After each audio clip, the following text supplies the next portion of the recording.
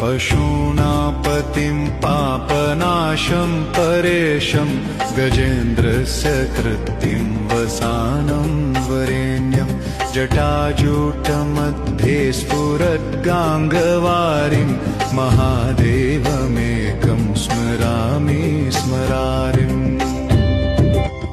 पशूनापतिं पापनाशं परेशं गजेन्द्रस्य कृत्तिं वसानं वरेण्यं जटाजूटमध्ये स्फुरद्गाङ्गवारिं महादेवमेकं स्मरामि स्मरारिम् पशूनापतिं पापनाशं परेशं गजेन्द्रस्य कृत्तिं वसानं वरेण्यं जटाजूटमध्ये स्फुरद्गाङ्गवारिं महादेवमेकं स्मरामि स्मरारिम् नमः शिवाय नमः शिवाय हर हर भोले नमः